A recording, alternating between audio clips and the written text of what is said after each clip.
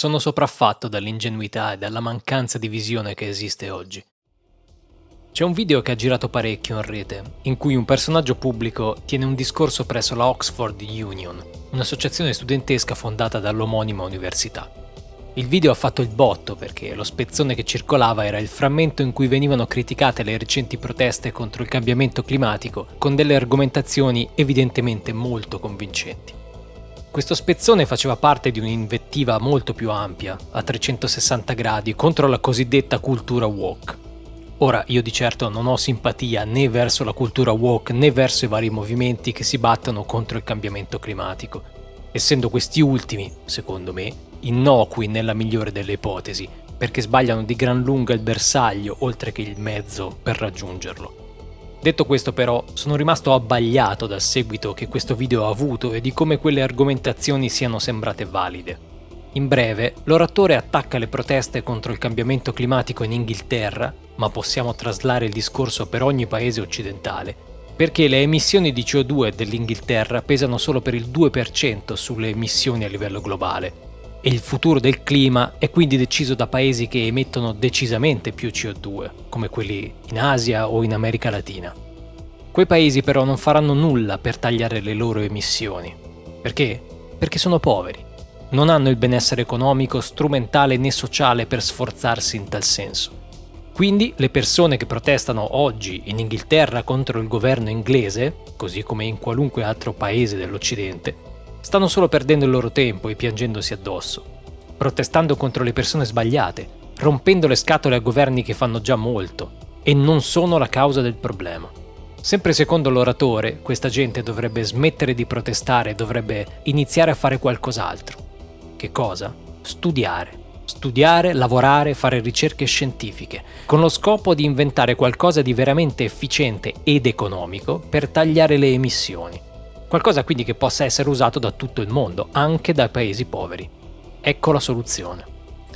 Ripeto, io non ho simpatie né verso la cultura woke né tantomeno voglio difendere le proteste contro il cambiamento climatico portate avanti da attivisti come quelli di ultima generazione. Ma queste argomentazioni sono ridicole e ignorano completamente lo stato delle cose, sostituendo la causa con l'effetto.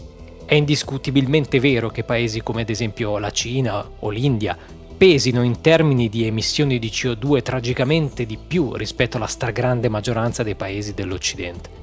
Ma è ridicolo pensare che per questa ragione il problema siano esclusivamente quei paesi. Non è che i paesi più poveri che inquinano per capriccio. Inquinano perché producono tanto. E per chi pensate che producano queste cose, visto che sono anche i paesi più poveri? Esatto, producono anche e soprattutto per i paesi occidentali.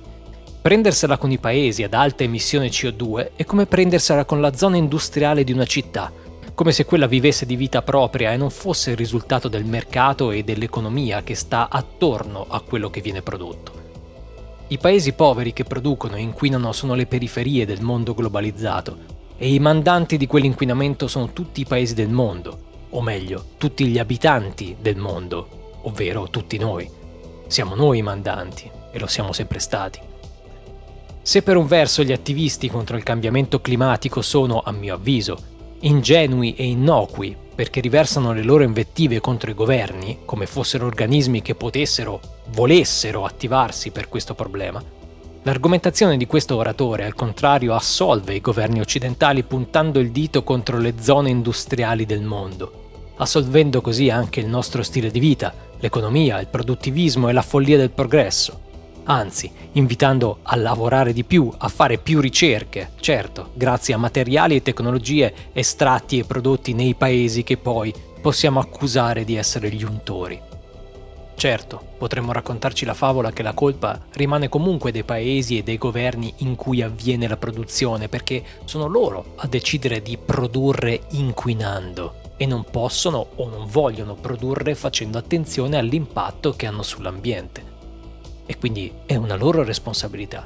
Ma sarebbe appunto una favola per bambini, perché senza quel tipo di produzione che implica inquinamento e schiavismo, non esisterebbe alcuna civiltà per come la conosciamo. Mi spiace, non c'è un altro modo di produrre le cose di cui fingiamo di avere bisogno e che ci fanno sentire la specie più intelligente sul pianeta, se non deturpando l'ambiente e schiavizzando qualcuno a migliaia e migliaia di chilometri di distanza. È la stessa argomentazione che ho sentito spesso in altri ambiti attivisti, quando si dice che il 70% della CO2 è prodotta dalle sole 100 più grandi aziende al mondo. Non si guarda perché e per chi queste aziende producano, cioè per i consumatori, per noi. Piuttosto diamo la colpa al cattivo della favola e ci sentiamo ribelli. L'importante è sentirsi assolti.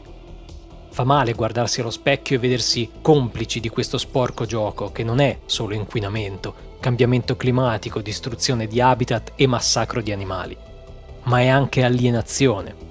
Profonda alienazione di quelle che ti fanno arrampicare sugli specchi più ripidi, purché la colpa si possa dare a qualcun altro e purché si continui a far finta di non essere tutti assieme a remare sempre più velocemente su questo circo che affonda.